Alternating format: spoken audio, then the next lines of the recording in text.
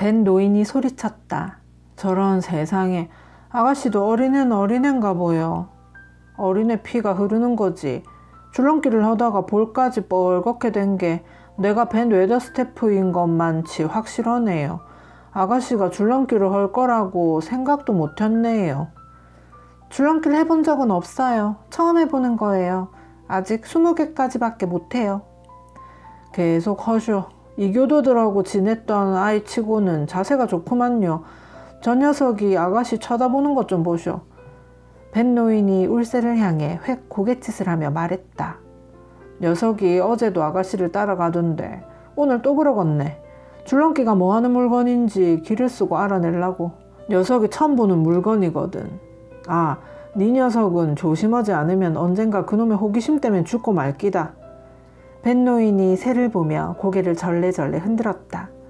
메리는 줄넘기를 하며 몇 분에 한 번씩 쉬기도 하면서 정원을 빠짐없이 뛰어다니고 과수원도 한 바퀴 돌았다.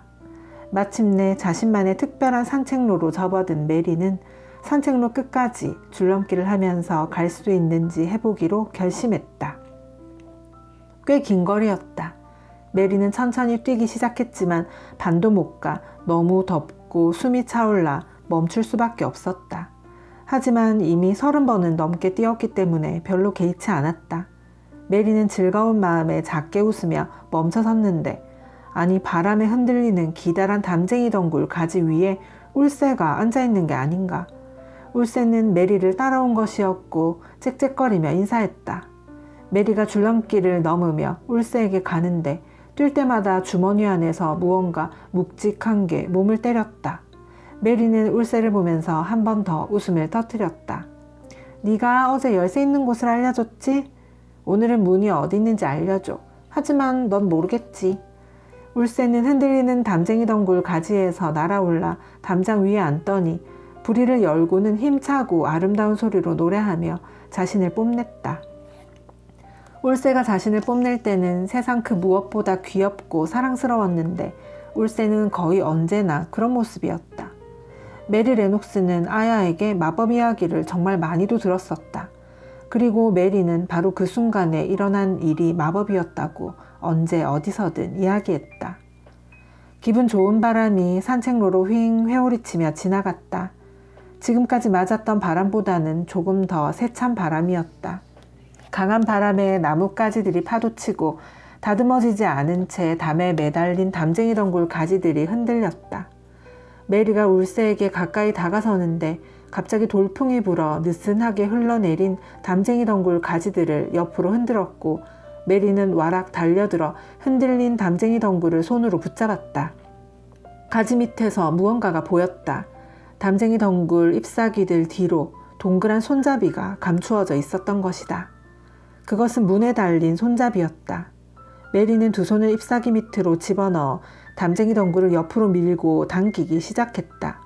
담쟁이 덩굴은 밑으로 늘어져 흔들리는 커튼 같았는데 어떤 부분은 가지가 나무와 쇠를 타고 뻗어나간 곳도 있었다. 기쁘고 흥분된 마음에 심장이 쿵쿵 뛰고 손이 살짝 떨리기 시작했다. 울새는 자기도 메리만큼 신난다는 듯이 계속 노래하고 쥐저기며 고개를 한쪽으로 갸우렸다. 두 손에 잡힌 이것은 뭘까? 네모난 모양의 쇠로 되어 있고 손끝에 구멍이 만져지는 이것은? 그것은 10년 동안 잠겨있던 문의 자물쇠였다. 주머니에 손을 넣어 열쇠를 꺼내어 보니 열쇠 구멍과 꼭 맞았다. 메리는 열쇠를 꽂아 돌렸다. 두 손을 다 써야 했지만 열쇠가 돌아갔다. 메리는 숨을 깊이 들이마시고 뒤를 돌아 긴 산책로를 살펴보며 누가 오진 않는지 확인했다. 아무도 오지 않았고 누가 올 기미도 없어 보였다. 메리는 너무 떨려서 다시 길게 숨을 들이쉬고 흔들리는 담쟁이 덩굴 커튼을 뒤로 젖힌 뒤 문을 뒤로 밀었다. 문이 천천히 열렸다. 메리는 그 틈으로 몸을 밀고 들어가 문을 닫고서는 그 자리에 등을 기대고 서서 주변을 둘러보았다. 숨이 가빠올 만큼 흥분되고 놀랍고 기뻤다. 메리는 비밀의 화원 안에 서 있었다. 9. 세상에서 제일 이상한 집. 그곳은 상상이라 해도 이보다 더 아름답고 신비로울 수 없을 것 같은 공간이었다. 화원을 둘러싼 높은 담장은 잎이 다 떨어진 덩굴장미 줄기로 뒤덮여 있었는데 어찌나 빽빽한지 앙상한 줄기들이 한 덩어리처럼 서로 엉겨 있었다. 메리 레녹스가 앙상한 줄기만 보고도 장미인 줄 알았던 건 인도에서 수많은 장미를 보았던 덕이었다. 바닥은 겨울이라 갈색빛으로 물든 풀들로 온통 뒤덮여 있었고 그 위로는 살아있다면 장미 덤불이 분명할 관목들이 무더기로 자라났다. 외목 장미들도 많았는데 가지들을 얼마나 멋지게 뻗었는지 전부 다 작은 나무 같았다. 화원에는 다른 나무들도 있었지만 그곳을 더없이 신비롭고 아름다운 분위기로 만드는 건 바로 덩굴 장미였다. 덩굴 장미가 사방에서 온갖 나무들을 타고 올라가며 덩굴손이 기다랗게 늘어져 흔들렸는데 그 모습이 마치 가볍게 흔들리는 커튼 같았다. 여기저기에서 서로 엉키거나 멀리 떨어진 나뭇가지를 붙잡기도 하고 이 나무와 저 나무를 타고 넘으며 아름다운 다리를 만들기도 했다. 이제 나뭇잎도 없고 장미도 보이지 않아 메리는 그 나무들이 죽었는지 살았는지 알 수 없었지만 앙상한 잿빛이나 갈색을 띤 가지와 장가지들은 모든 것을 뒤덮은 희미한 망토처럼 담과 나무 위로 펼쳐졌고 누런 잔디 위로 떨어져 바닥에서도 뻗어나갔다. 나무에서 나무로 뻗어나간 이 희미한 망토 때문에 화원은 온통 신비로운 공간으로 보였다.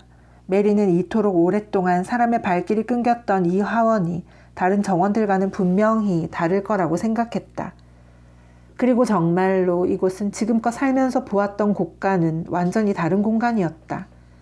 메리가 조용히 읊조리듯 말했다. 이렇게 조용할 수가, 정말 조용해. 메리는 가만히 기다리며 고요함에 귀를 기울였다. 자기 나무 꼭대기로 날아와 앉아있던 울새도 다른 모든 것들처럼 조용했다. 날개조차 퍼덕이지 않고 작은 움직임도 없이 메리를 내려다보았다. 메리가 다시 조용히 속삭였다. 조용한 게 당연하지. 이곳에 들어와 말을 한 사람은 10년 만에 내가 처음이니까.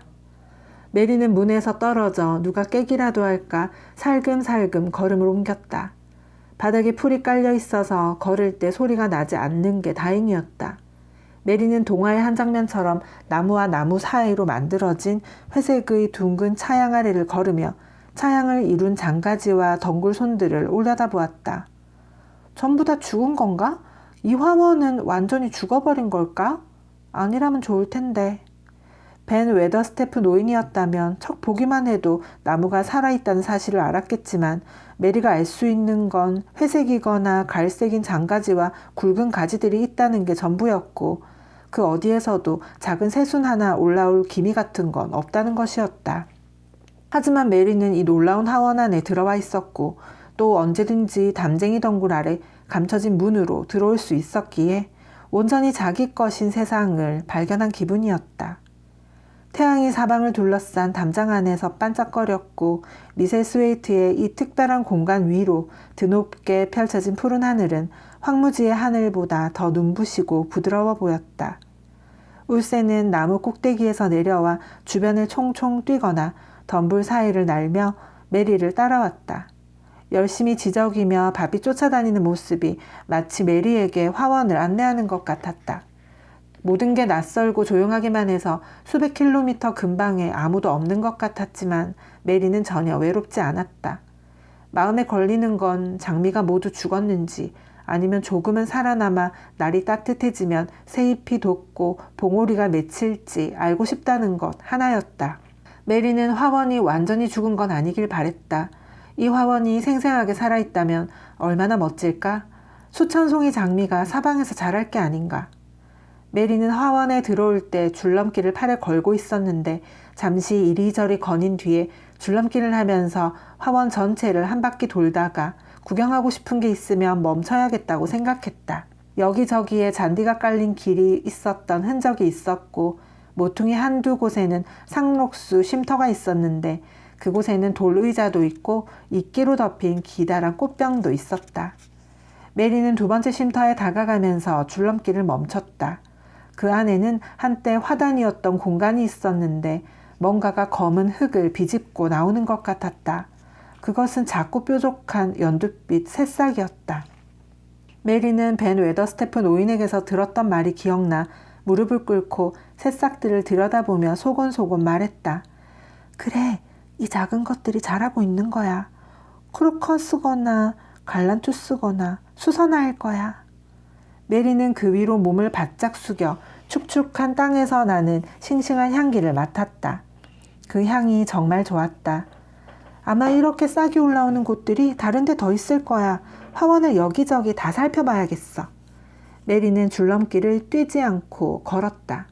천천히 걸으면서 땅에서 눈을 떼지 않았다. 가장자리에 있는 오래된 화단과 잔디 사이사이를 들여다보고 못 보고 지나치는 것이 있을까봐 열심히 살피며 화원을 한 바퀴 돈 뒤에 뾰족한 연두빛 새싹들을 더 많이 찾아내고는 다시 들떠서 나직하게 탄성을 질렀다. 화원이 완전히 죽은 게 아니야. 장미는 죽었을지 몰라도 다른 것들은 살아있어. 메리는 화원을 가꾸는 일에 대해 아는 건 하나도 없었지만 군데군데 풀들이 너무 빽빽하게 자라난 곳들에선 연두빛 새싹들이 밀고 나오다가도 제대로 자라날 공간을 찾지 못하겠다는 생각이 들었다. 메리는 이리저리 둘러보다가 뾰족한 나무 조각을 발견하고는 무릎을 꿇고 흙을 파서 풀과 잡초를 뽑아내며 새싹들 주변을 말끔하게 정리했다. 메리가 첫 번째 땅을 고르고 나서 말했다. 이제 숨 좀 쉴 수 있을 것 같아. 앞으로 더 많이 이렇게 해줘야겠어. 눈에 보이는 곳은 다 해야지. 오늘 시간이 안 되면 내일 다시 오면 되니까. 메리는 이곳 저곳으로 오가며 땅을 파고 잡초를 뽑았다. 너무 재밌어서 화단에서 화단으로 이끌려 다니다가 나무 아래 풀밭까지 들어갔다. 그렇게 움직이다 보니 너무 더워져서 메리는 처음에는 외투를 벗고 다음에는 모자까지 벗고는 자신도 모른 채 빙긋이 웃으며 잔디와 연두빛 새싹들을 내내 내려다보고 있었다. 울세는 쉴 새 없이 바빴다.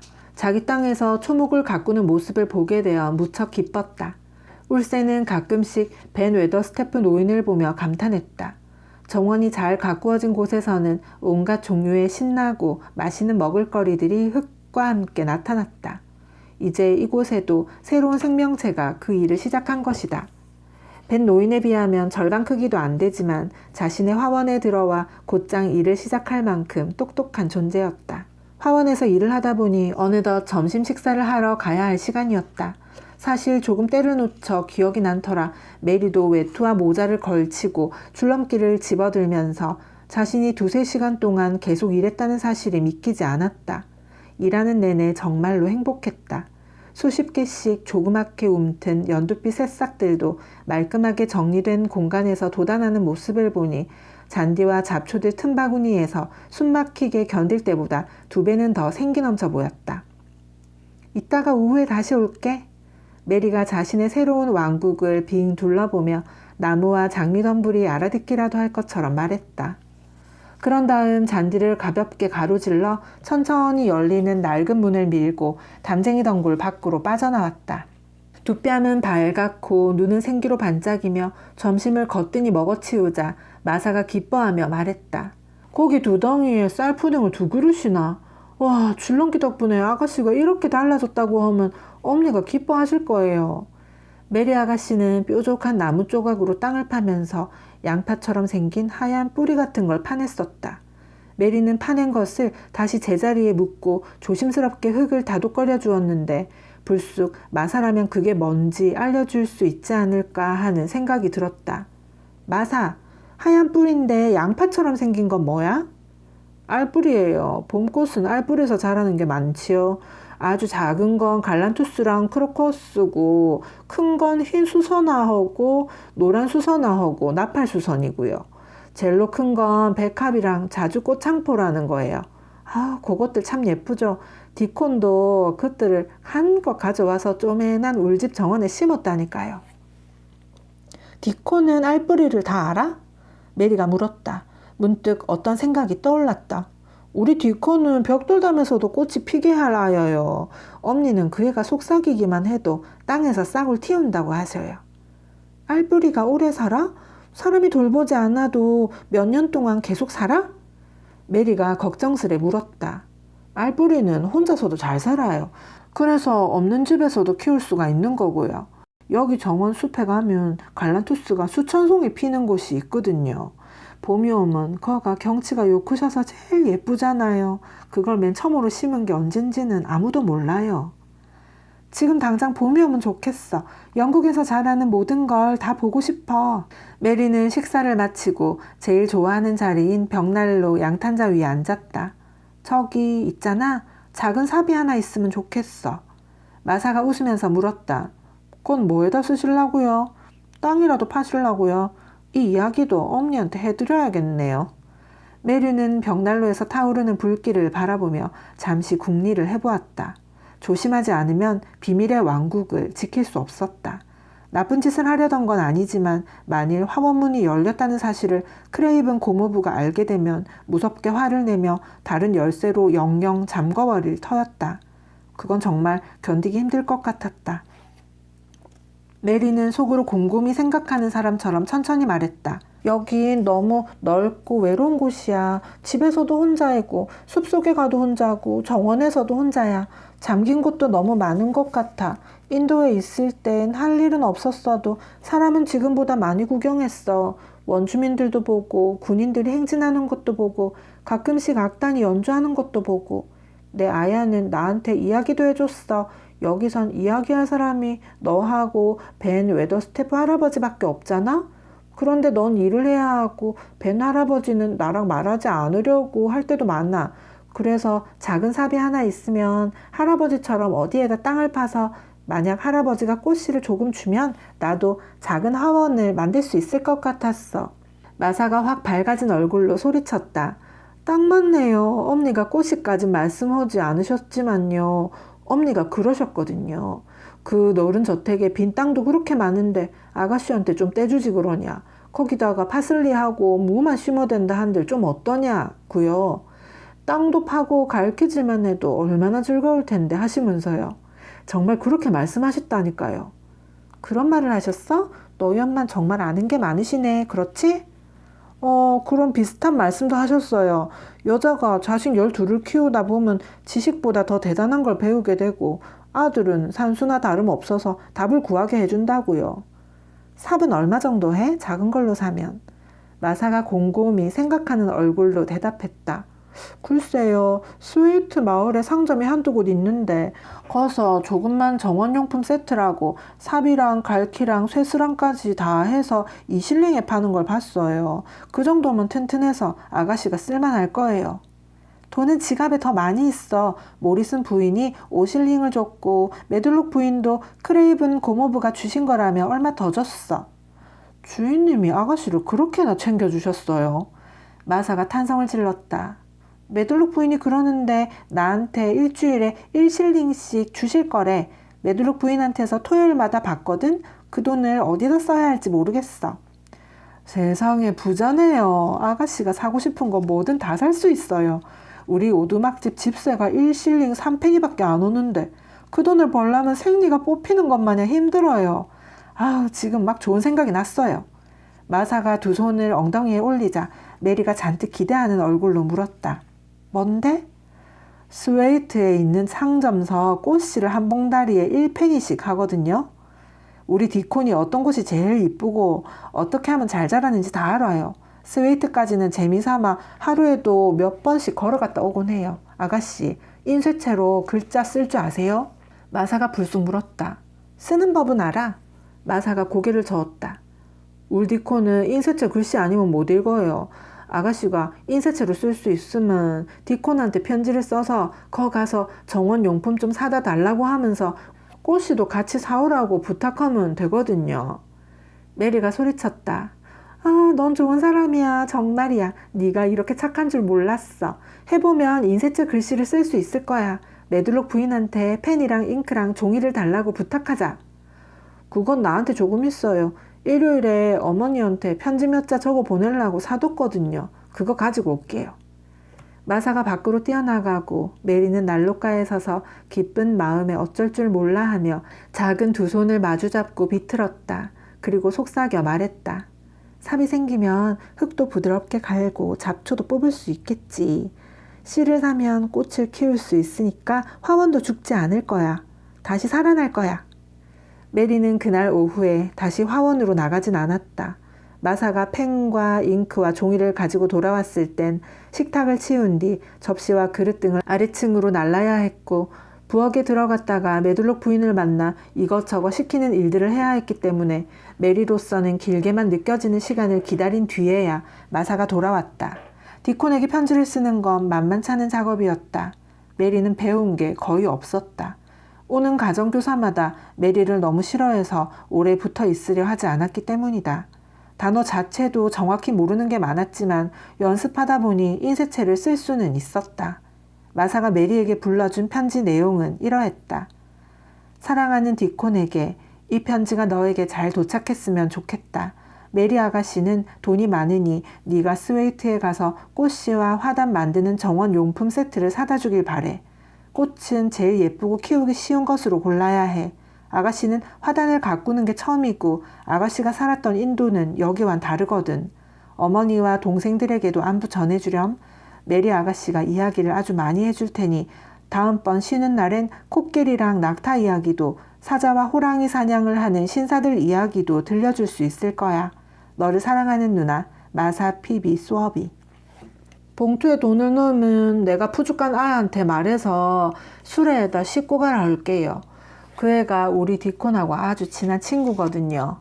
마사가 말했다. 디콘이 그걸 사면 난 어떻게 받지? 그 애가 직접 갖다 줄 거예요. 디콘도 이리로 걸어오고 싶어 할 거예요. 와, 그럼 나도 볼 수 있겠네. 디콘을 만날 거라고는 생각도 못했는데. 메리가 외치자 마사가 불쑥 물었다. 메리가 그만큼 즐거워 보였던 것이다. 디콘을 보고 싶으세요? 응, 여우랑 까마귀가 좋아하는 남자애는 본 적이 없거든. 디콘을 정말 보고 싶어. 마사가 살짝 놀라며 뭔가가 기억난 듯 말했다. 이제 생각나는데 깜빡 잊은 게 있네요. 오늘 아침에 아가씨한테 제일 먼저 알려드리려고 했었는데 엄니한테 여쭤봤거든요. 그랬더니 엄니가 메들록 부인한테 직접 부탁해 본다고 하셨어요. 그 이야기는 내가 화요일 날 말했던 거예요. 언제 한번 아가씨가 마차 타고 우리 오두막에 놀러와서 엄니가 만들어주시는 따끈한 귀리빵이랑 버터랑 우유랑 먹고 가도 될지 여쭤본다고 했잖아요. 즐거운 일들이 하루 동안 모두 일어난 것 같았다. 하늘이 파란 대낮에 황무지에 가게 되다니, 아이가 12이나 사는 오두막에 가볼 수 있다니. 너희 엄마는 메들록 부인이 날 보내줄 것 같대? 메리가 몹시 불안한 얼굴로 물었다. 그럼요, 그럴 거래요. 우리 엄니가 얼마나 깔끔한 분인지, 오두막을 얼마나 반질반질하게 쓸고 닦고 하시는지 부인도 아시니까요. 메리는 너무 좋아서 계속 생각을 곱씹으며 말했다. 가게 되면 디콘뿐 아니라 너희 엄마도 만나겠네. 너희 엄마는 인도에서 본 엄마들하고 다른 것 같아. 화원에서 흙밭을 갈고 오후의 일로 들떴던 메리는 기분을 가라앉히고 생각에 잠겼다. 마사는 차 마시는 시간이 될 때까지 같이 있었지만 서로 말은 거의 하지 않고 편안하게 머물렀다. 그러다가 마사가 다가상을 가지러 아래층에 막 내려가려고 할 때 메리가 물었다. 마사, 부엌 심부름하는 아이는 오늘도 이가 아팠어? 마사는 분명 조금 놀란 것 같았다. 그건 왜 물으세요? 네가 한참 동안 안 와서 기다릴 때 말이야. 네가 오는지 보려고 문을 열고 나가서 복도를 따라 내려갔거든. 그런데 저 멀리서 울음소리가 또 들리잖아. 지난밤에 들었던 거하고 똑같은 소리가. 오늘은 바람도 안 불었는데 그게 바람 소리일 리가 없잖아. 마사가 안절부절 못하며 말했다. 아, 복도를 돌아다니면서 무슨 소리가 나나 듣고 그러면 안 돼요. 쥐님이 엄청 화내실 텐데. 그럼 어떻게 하실지 아무도 몰라요. 일부러 들은 거 아니야. 그냥 널 기다리고 있었는데 그 소리가 들린 거야. 이번이 3번째야. 아이고, 메들록 부인이 종을 치네요. 마사는 그렇게 말하고 다름질 치다시피 방을 나갔다. 세상에서 제일 이상한 집이야. 메리가 졸린 목소리로 말했다. 옆에 놓인 푹신한 안락의자 위로 고개가 떨어졌다. 상쾌한 공기와 흙고르기 그리고 줄넘기 덕분에 기분 좋은 피로가 밀려들며 메리는 금방 잠에 빠져들었다. 10. 디콘. 햇볕이 거의 일주일 내리 비밀의 화원에 쏟아졌다. 비밀의 화원은 메리가 그곳을 생각하며 지은 이름이었다. 메리는 그 이름이 마음에 들었다. 그리고 그보다 더 마음에 드는 건 그 아름답고 오래된 담 안에 들어가 있을 때는 아무도 자신이 어디 있는지 모른다는 사실이었다. 어느 동화나라에 갇혀있는 기분마저 들었다. 몇 권 되진 않지만 읽고 좋아했던 책들이 동화책들이었는데 그중 몇몇 이야기들 속에서 비밀의 화원에 대해 읽은 적이 있었다. 어떤 책에서는 비밀의 화원에 들어간 사람들이 100년 동안 잠을 잔다는 이야기도 나왔는데 메리는 정말 어리석은 일이라고 생각했다. 메리는 잠을 잘 생각도 없었을 뿐 아니라 미셀스웨이트에서 하루하루를 보내는 동안 사실 점점 더 잠에서 깨어나고 있었다. 바깥에서 지내는 게 좋아지기 시작했으며 이제는 바람도 싫지 않고 오히려 즐겼다. 전보다 더 빠르게 더 멀리까지 뛰어다녔고 줄넘기도 100개까지 할 수 있었다. 비밀의 화원에 있는 알뿌리들도 깜짝 놀랐을 게 분명했다. 주변이 깔끔하고 쾌적하게 정돈되어 마음껏 숨을 쉴 수 있게 되자 메리 아가씨가 알고 있었는지는 모르겠지만 검은 흙 밑에서 알뿌리들이 기운을 차리고 엄청나게 일을 하기 시작했다. 태양이 그 위로 내려와 따뜻하게 어루만져주고 비가 내리면 곧바로 땅속으로 스며들어 알뿌리들은 훨씬 더 생생한 생명의 힘을 느꼈다. 메리는 워낙 성격이 유별나고 결심도 굳은 아이인데 재미를 붙인 데다 결심까지 굳힌 일이 생기자 그야말로 푹 빠져들어 버렸다. 흙을 갈고 잡초를 뽑으며 끊임없이 일을 해도 지치기는커녕 시간이 갈수록 점점 더 즐거워졌다. 일이라기보다 마음을 앗아간 놀이 같았다. 뾰족하게 고개를 내미는 연두빛 새싹들은 바라던 것보다도 더 많아 보였다. 마치 사방에서 올라오는 것 같았고 메리는 매일매일 조그만 새싹들을 발견했다.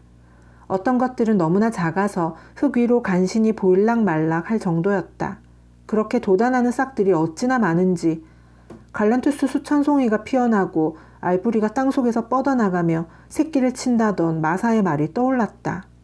돌보는 손길 없이 10년 동안 방치됐던 알뿌리들이 그렇게 뻗어나가 갈란투스처럼 수천 개의 싹을 틔운 게 분명했다. 메리는 시간이 얼마나 흘러야 이 싹들이 자기가 꽃이라는 사실을 뽐낼까 궁금했다. 가끔은 흙을 일구던 손을 멈추고 화원을 바라보며 아름답게 활짝 핀 수천 송이 꽃들로 뒤덮인 모습을 상상해 보기도 했다. 날씨가 화창했던 일주일 동안 메리는 벤 웨더스테프 노인과도 더 가까워졌다. 메리는 마치 땅속에서 튀어나오는 것처럼 벤 노인 옆에 불쑥 나타나 몇 차례나 노인을 깜짝 놀라게 했다. 사실 자기가 오는 것을 보면 노인이 연장을 챙겨 들고 달아나 버릴까봐 매번 최대한 살금살금 다가간 것이었다. 하지만 노인은 처음처럼 심하게 메리를 밀어내지 않았다. 어쩌면 자기처럼 나이 많은 노인과 어울리고 싶어하는 메리를 보면서 내심 우쭐한 마음이 들기도 했다. 또 메리가 처음보다는 예의 바르게 행동한 것도 있었다. 벤 노인은 몰랐지만 처음 만났을 때 메리는 인도인 원주민에게 말하던 습관대로 벤 노인을 대했다.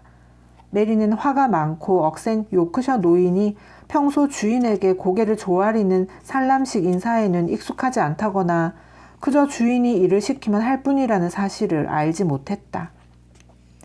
어느 날 아침에 벤 웨더스테프 노인이 고개를 들다가 옆에 서 있는 메리를 보고는 말했다. 아가씨는 울새하고 똑같다니까요. 언제 어디서 나타나는지 알 수가 없네. 울새랑 난 이제 친구니까요. 벤 웨더스테프가 톡 쏘듯이 말했다. 녀석이 그렇다니까. 변덕에 바람만 잔뜩 들어서는 여자 뒷꽁문이나 졸졸 따라댕기고 먼 짓을 해서라도 꽁지 깃털 좀 으스대서 알랑거려 보려고 가당치도 않은 자만심에 취해서는. 노인은 허리를 펴고 서서 징박힌 장화 한 짝을 삽 위에 걸쳐놓고 메리를 살펴보다 불쑥 물었다. 요 온 지는 얼마나 됐남요? 한 달 정도 된 것 같아요. 아가씨 덕에 미셀스웨이트 면이 설라는가. 요 와서 살도 붓고 놀이끼리 한 것도 전보다 덜 허요. 꼭 덜 빠진 까마귀 새끼 모양으로 해서 요 텃밭에 처음으로 왔었는데 나 혼자 생각에 그렇게 못나고 심술맞게 생긴 애는 처음 본다 그랬지요. 메리는 자만심도 없고 자기 외모를 대단히 중요하게 생각한 적도 없었기 때문에 노인의 말에 별로 속상해하지 않았다. 살이 붙은 건 맞아요. 양말이 자꾸 쪼이더라고요. 전에는 헐렁해서 주름도 잡히고 그랬는데 저기 울새예요, 벤 할아버지. 정말로 울새가 있었다. 메리는 울새가 어느 때보다 멋져 보인다고 생각했다. 빨간 가슴 조끼털은 공단처럼 윤이 흘렀다. 울새는 날개와 꽁지를 파닥이고 머리를 갸웃거리며 총총 뛰어다녔는데 활기차고도 우아한 자태를 이루 다 표현할 수 없었다. 벤 웨더스태프를 감탄하게 만들려고 작정한 것 같았다. 하지만 노인은 비비 꼬아대며 말했다. 오냐 왔구나. 같이 놀 상대가 없을 땐 네가 참고 나하고라도 놀아주겠다 이거제. 요 두 주 사이에 조끼털은 더 빨개지고 반지르르하니 깃털에 광도 내고 네 녀석이 무슨 꿍꿍인지 내 다 안다. 어디 가서 건방진 처자한테 구애하고 있는 거지. 지가 미셀 항무지서 울새 중에 제일로 멋진 수컷이라느니 딴 수컷들하고 죄다 싸울 자신이 있다느니 허풍을 떨면서 와, 저 새 좀 봐요. 메리가 외쳤다. 울새는 마음을 휘어잡을 듯 예쁘고 눈에 띄게 대담해 보였다. 총총 뛰어 가까이 오더니 점점 더 귀엽고 매력적인 눈길로 뱃노인을 쳐다보았다. 울새는 제일 가까운 까치밤 나무 덤불 위로 날아올라 고개를 갸웃거리며 뱃노인에게 짧은 노래를 불러주었다. 그렇게 하면 내가 넘어갈 줄 아는 게야. 네 녀석한테 안 넘어가고 배길 사람이 있겠냐 이거지. 네 녀석이 하는 생각이 그렇지. 뱃노인은 그렇게 말하면서 얼굴은 찡그렸지만 메리가 보기에는 기쁜 속내를 드러내지 않으려고 애쓰는 표정 같았다. 울새가 날개를 활짝 펼쳤다. 그 순간 메리는 두 눈을 믿을 수 없었다. 울새가 뱃노인의 삽자루 손잡이 쪽으로 곧장 날아가더니 그 위에 내려앉은 것이었다. 그러자 찡그렸던 노인의 주름진 얼굴에 조금씩 새로운 표정이 나타났다. 뱃노인은 미동도 없이 서서 숨도 쉬지 못하는 것 같았다. 울새가 놀라서 날아가 버릴까 세상을 다 준데도 꿈쩍하지 않을 것처럼 서 있었다. 뱃노인이 조그맣게 속삭여 말했다. 목소리가 어찌나 부드러운지 그가 하는 말이 다른 뜻처럼 들릴 정도였다. 이런 젠장, 니놈은 친구 혼내는 법을 안단 말이야. 안다고. 넌 진짜 범상치 않아. 너무 잘 알잖아. 뱃노인은 꼼짝없이 서서 숨도 거의 쉬지 않았다. 그러다가 마침내 울새는 다시 한번 날개를 파닥이고는 날아가 버렸다. 그러자 노인은 선체로 삽자루 손잡이에 마법이라도 담겨있는 것처럼 쳐다보다가 다시 땅을 파기 시작했고 그렇게 몇 분 동안 아무 말도 하지 않았다. 하지만 뱃노인이 불쑥불쑥 슬그머니 미소를 짓곤 했기 때문에 메리도 별 거리낌 없이 말을 붙였다. 할아버지도 정원이 있어요? 아니, 난 결혼도 안 했고 해서 정문 숙소서 마틴하고 같이 살아요. 정원이 있다면 뭘 심을 거예요? 양배추하고 감자하고 양파하고. 아니, 만약에 꽃을 심는 정원이라면 어떤 꽃을 심을 건데요? 알뿌리하고 냄새가 향긋한 것들. 그래도 대부분 장미지요. 메리의 얼굴이 확 밝아졌다. 할아버지도 장미를 좋아해요? 뱃노인이 잡초 하나를 뿌리째 뽑아서 옆에다 내던진 다음 대답했다. 뭐 좋지요. 난 어떤 젊은 부인한테서 정원 가꾸는 일을 배웠어요. 부인은 자신이 제일로 좋아하는 곳에다가 장미를 많이 심어 놓고 그게 자식이라도 되는 것 마냥 울새라도 되는 것 마냥 애지중지 키웠지요. 몸을 수그려서 뽀뽀하는 것도 내가 봤다니까. 뱃노인이 다시 잡초를 뽑아들고 인상을 쓰며 덧붙였다.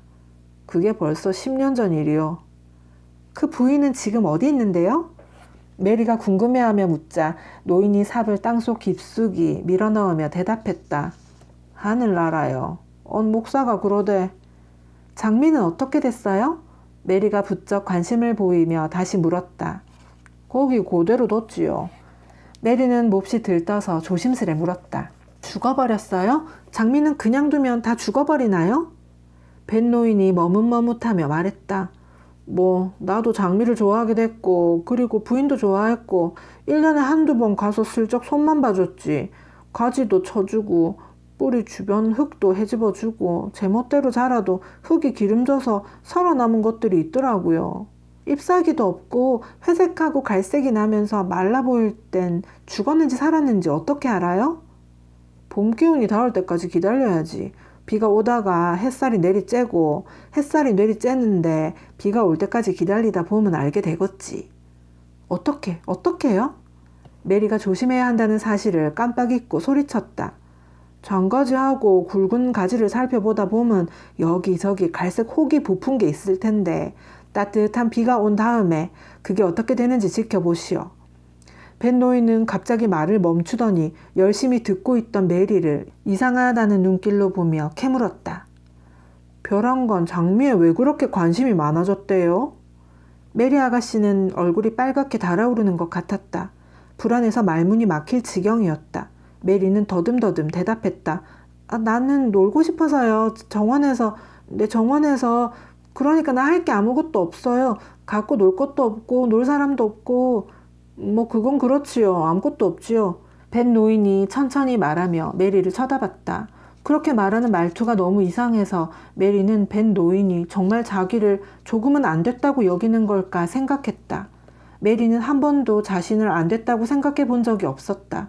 사람이고 주변 환경이고 다 너무 싫어서 그저 피곤하고 짜증이 날 뿐이었다. 하지만 이제 세상은 변하고 있었고 점점 더 멋진 곳이 되어가는 것 같았다. 아무도 비밀의 화원을 알아내지 못한다면 메리는 언제까지나 즐겁게 지낼 수 있을 터였다.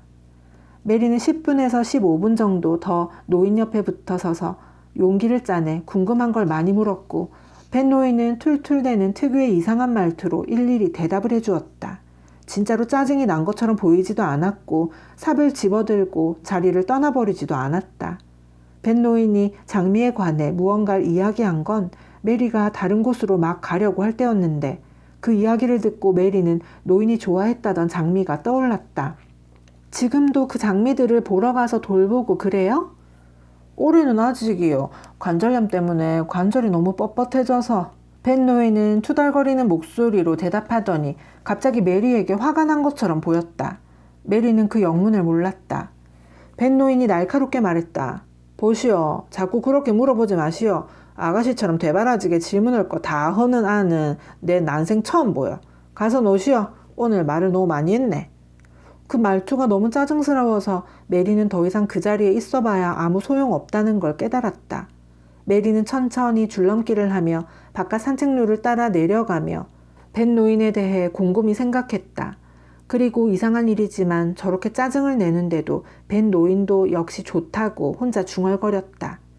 메리는 벤 웨더스테프 노인이 좋았다. 그랬다. 정말 좋았다. 메리는 언제나 벤 노인과 대화를 이어가고 싶었다. 또 꽃에 관한 한 벤 노인은 온 세상의 모든 지식을 다 알 거라고 믿기 시작했다. 월계수 울타리를 심은 산책로를 따라 비밀의 화원을 빙 돌아가면 길이 끝나는 곳에 공원 숲으로 들어가는 입구가 나왔다. 메리는 이 산책로를 따라가면서 숲속에 깡충깡충 뛰어다니는 토끼가 있는지 살펴볼 생각이었다. 줄넘기는 정말 재밌었다. 메리는 작은 문에 다다랐을 때 그 문을 열고 안으로 들어갔다. 독특하고 나직한 휘파람 소리가 들려서 무슨 소리인지 알고 싶었기 때문이다. 정말 이상한 소리였다. 메리는 숨을 죽이고 걸음을 멈춘 채 소리가 나는 곳을 쳐다봤다. 웬 남자아이가 나무 밑에 등을 기대고 앉아 대강 깎아 만든 나무 피리를 불고 있었다. 재미있게 생긴 남자아이는 12살 정도로 보였다. 인상이 무척 깔끔했는데 코는 들창코에 두 볼은 양귀비만큼 빨갰다. 메리 아가씨도 지금껏 그렇게 눈이 동그랗고 파란 남자아이는 본 적이 없었다. 남자아이가 기대앉은 나무 밑동 위에선 밤색 다람쥐 한 마리가 매달려 아이를 지켜보고 있었고 근처 덤불 뒤에서는 수컹 한 마리가 우아하게 목을 빼고 내다보고 있었다. 꿩 바로 옆에는 토끼 2마리가 앞발을 들고 앉아 코를 발름거리며 냄새를 맡고 있었다. 다들 남자아이가 부는 이상하고 나직한 피리 소리에 이끌리듯 다가와 구경하며 귀 기울여 듣고 있는 것 같았다. 아이는 메리를 보고는 한 손을 들며 피리 소리만큼이나 나지막한 목소리로 말했다. 움직이지 마시오. 다 도망가니까. 메리는 움직이지 않고 가만히 있었다. 아이는 피리 불기를 멈추고 바닥에서 일어나기 시작했다. 일어나는 속도가 너무 느려서 움직이는 줄도 모를 정도였지만 마침내 남자아이가 똑바로 일어서자 다람쥐는 날쌔게 나뭇가지 위로 달아났고 꿩은 목을 움츠렸으며 토끼들도 네 발로 땅을 딛고 깡충깡충 뛰어갔다. 동물들이 겁을 먹은 것 같진 않았다. 난 디콘이에요. 거가 메리 아가씨구만요. 그 말을 들은 메리는 왠지 처음부터 그 아이가 디콘이라는 사실을 알고 있었던 것 같았다. 인도에서 원주민이 뱀을 꿰어내듯 이곳에서 디콘이 아니라면 과연 누가 토끼와 꿩을 꿰어낼 수 있겠는가? 디콘은 입이 크고 입술은 빨갛고 둥글게 올라가는 모양이어서 웃으니 얼굴 가득 미소가 번졌다. 내가 천천히 일어난 건 후다닥 움직임은 동물들이 깜짝 놀라서 그런 거예요. 들짐승이 주변에 있을 땐 조심스럽게 움직이고 목소리도 낮춰야 해요. 디콘은 서로 처음 만난 사이 같지 않게 메리를 아주 잘하는 사람처럼 말했다. 메리는 남자아이들에 대해 아는 게 없고 조금 수줍기도 해서 약간 딱딱하게 물었다. 마사가 보낸 편지 받았니? 디콘은 곱슬거리는 젓갈색 머리를 끄덕였다. 그것 때문에 온 거예요. 디콘은 몸을 숙여 바닥에 놓여있던 물건을 집었다. 피리를 부는 동안 옆에 내려놓았던 것이었다. 정원용품들을 갖고 왔지요. 작은 삽하고 갈퀴하고 쇠수랑 그리고 갱이에요. 아, 물건은 좋은 거예요. 모종삽도 있고요. 그리고 씨앗도 몇 가지 사니까 상점 주인 아주머니가 흰 양귀비랑 파란 참제비꽃갈 꽃씨도 한 봉다리씩 주셨어요. 씨앗 좀 보여줄래? 메리도 디콘처럼 말하고 싶었다. 디콘은 아주 빠르고 듣기 편하게 말했다. 초라한 황무지에 살면서 누더기 옷을 입고 얼굴도 웃기게 생긴 데다 머리는 푸석푸석한 젓갈색인 아이가 자기는 메리가 마음에 드는데 메리도 자기를 마음에 들어 할지 따위는 털끝만큼도 걱정하는 것 같지 않은 말투였다. 메리가 다가가자 디콘 주변에서 히스꽃과 풀과 나뭇잎 같은 데서 나는 청량한 향이 풍겼다.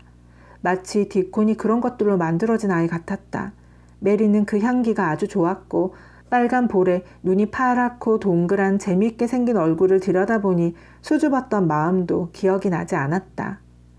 이 통나무에 앉아서 보자. 두 사람이 자리에 앉자 디콘은 외투 주머니에서 투박하게 싼 작은 갈색 종이봉투를 꺼냈다. 묶은 줄을 풀자 그 안에는 훨씬 더 깔끔하고 작은 봉지 여러 개가 들어있고 봉지마다 꽃그림이 그려져 있었다. 목소초하고 양귀비가 많네. 목소초는 자라면서 향이 으뜸이고 어디다가 뿌려놔도 잘 자라요. 양귀비도 그렇고요. 휘파람만 불어줘도 움이 트고 꽃이 필 정도니까 이만한 꽃이 없지요. 디콘이 말을 멈추더니 고개를 휙 돌렸다. 양귀비처럼 볼이 빨간 얼굴이 환해졌다. 울새가 우리를 부르는데 어디 있대요? 짹짹 우는 소리는 선명한 빛깔의 새빨간 열매가 달린 호랑 가시나무 덤불 무성한 쪽에서 들려왔다. 메리는 그 소리의 주인공이 누구인지 알 것 같았다. 저게 정말 우리를 부르는 소리야? 메리가 묻자 디콘이 세상에 이보다 당연한 일은 없다는 듯이 대답했다. 암요, 자기 친구를 부르고 있구만요. 이렇게 말하네요. 나 여기 있어, 날 봐. 난 이야기를 나누고 싶어. 저기 덤불 안에 있네. 저 새는 누구 새예요? 벤 웨더스텝 할아버지 샌데 나도 조금은 아는 것 같아. 메리가 대답하자 디콘이 다시 나직한 목소리로 말했다. 그러네. 새가 아가씨를 안 해요. 좋아하기도 하고요. 아가씨한테 푹 빠졌어요. 이제 나한테 아가씨 이야기를 죄다 들려줄 거예요. 디콘은 덤불 바로 옆까지 아까처럼 천천히 움직여 다가간 다음 울새가 짹짹 우는 것과 구분이 안 갈 정도로 비슷한 소리를 냈다. 울새는 몇 초 동안 골똘히 듣더니 마치 질문에 대답하는 것처럼 지적이었다. 암요, 이 새는 아가씨하고 친구네요. 디콘이 빙그레 웃자 메리가 바라마지 않았다는 듯이 소리쳤다. 정말로 알고 싶었다. 정말 그런 것 같아? 저 새가 정말 날 좋아하는 것 같아? 좋아하지 않으면 근처에도 안 갔겠죠. 새들은 원체 친구를 잘 안 만드는데 울새는 사람보다 더 사람을 우습게 여기기도 하거든요. 봐요. 지금 저 새가 아가씨한테 알랑알랑 하잖아요. 넌 친구가 안 보이니? 라고 말하네요. 디콘의 말이 맞는 것 같았다. 울새는 옆걸음을 치고 짹짹 노래하면서 덤불 위를 총총 뛰어다녔다. 넌 새가 하는 말을 다 알아들어? 메리가 묻자 디콘이 활짝 웃었다. 그리고 더부룩한 머리를 문질렀다. 그런 것 같아요. 새들도 그걸 아는 것 같고 황무지서 새들하고 오랫동안 같이 지냈으니까 새들이 껍데기를 까고 나오는 것도 지켜봤고 깃털이 나서 나는 연습을 하는 것도 지저귀기 시작하는 것도 다 봤고 그러다 보니까 나도 새가 된 기분이에요. 가끔은 내가 새인 것 같기도 하고 여우 같기도 하고 토끼 같을 때도 있어요. 다람쥐나 딱정벌레인지도 모르겠다는 생각도 들고요. 디콘이 웃으면서 통나무로 돌아와 다시 꽃씨에 대해 설명하기 시작했다. 꽃이 피면 어떤 모양인지도 알려주고 씨앗을 심는 법과 눈여겨볼 점, 그리고 양분과 물을 주는 법도 가르쳐 주었다.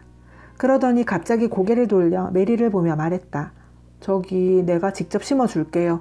아가씨 화원은 어디 있남요? 메리는 무릎에 올리고 있던 가느다란 두 손을 와락 맞잡았다.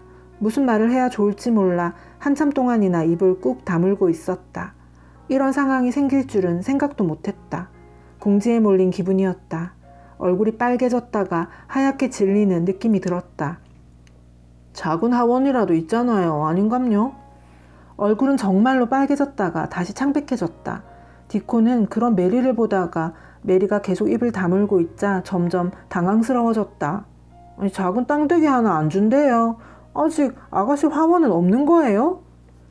메리는 두 손을 더 꽉 맞잡고 디콘을 바라보았다. 그리고 천천히 입을 열었다. 난 남자애들에 대해 아는 게 없어. 너 내가 비밀 하나 말해주면 비밀 지킬 수 있니? 엄청난 비밀이거든.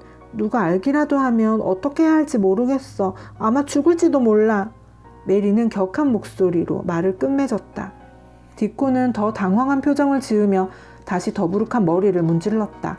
하지만 이내 시원스럽게 대답했다. 비밀은 꼭 지켜요. 혹여나 내가 다른 친구들한테 비밀로 해두지 않았다면 새끼 여우들이나 새둥지나 들짐승들이 사는 굴 같은 비밀을 지키지 않았다면 황무지에 안전한 곳은 하나도 없었을 거예요. 암요. 난 비밀을 지켜요. 메리 아가씨는 그럴 생각이 아니었는데 자신도 모르게 손을 내밀어 디콘의 옷소매를 와락 붙잡고는 속사포처럼 말했다. 내가 화원을 하나 훔쳤어. 내 것이 아니야. 다른 사람 것도 아니고 거길 갖고 싶어하는 사람도 없고 신경 쓰는 사람도 없고 거기 들어가는 사람도 없어. 아마 그 안에 있는 건 벌써 다 죽었을 거야. 잘은 모르지만. 메리는 예전처럼 화가 나고 삐뚤어지는 기분도 들기 시작했다. 그래도 괜찮아. 상관없어. 아무도 나한테서 그 화원을 빼앗아갈 권리 같은 건 없어. 나 말곤 아무도 관심도 없으면서 다들 거기 그냥 죽게 내버려두고 있잖아. 문을 꽁꽁 걸어 잠가 가둬놓고. 메리가 격한 감정을 토해내고는 두 팔로 얼굴을 가리며 울음을 터뜨렸다. 가엾고 어린 메리 아가씨. 디콘의 호기심 어린 파란 눈이 점점 더 커졌다. 디콘이 놀라서 길게 소리를 끌었다. 메리가 안 됐기도 했고 놀라기도 해서였다. 난 할 게 아무것도 없어. 내 건 하나도 없단 말이야. 거긴 나 혼자 찾아서 나 혼자 들어갔어. 나도 울새랑 똑같아. 울새한테서 화원을 빼앗진 않을 거잖아. 거가 어디 돼요? 디콘이 목소리를 낮추며 물었다. 메리 아가씨가 통나무에서 벌떡 일어났다. 다시 삐뚤어지고 고집 불통이 된 기분이었지만 아무 상관없었다. 메리는 인도에 있을 때처럼 거만했고 동시에 화가 나고 슬펐다. 같이 가자. 보여줄게. 메리는 디콘을 데리고 월계수 길을 돌아 담쟁이 덩굴이 빽빽하게 자란 산책로로 향했다. 메리를 따라가는 디콘은 얼굴에 연민 같은 묘한 표정이 떠올랐다. 낯선 새 둥지를 보러 가는 기분이 들었고 조용조용 움직여야 할 것만 같았다. 메리가 담장에 다가가서 늘어져 있는 담쟁이 덩굴을 걷어 올리자 디콘은 깜짝 놀랐다. 그곳에 문이 있었고 메리가 문을 밀자 문이 천천히 열렸다. 디콘과 함께 안으로 들어간 메리는 그 자리에 서서 시비라도 걸듯 손으로 화원을 한 바퀴 훑으며 가리켜 보였다. 여기야. 이게 비밀의 화원이야. 이곳이 살아있길 바라는 사람은 이 세상에 나 하나뿐이고. 디콘은 화원을 둘러보고 또 둘러보았고 또다시 둘러보고 한 번 더 둘러보며 속삭이듯 말했다. 아, 묘하고 아름다운 곳이네요. 마치 꿈속에 들어와 있는 것 같아요.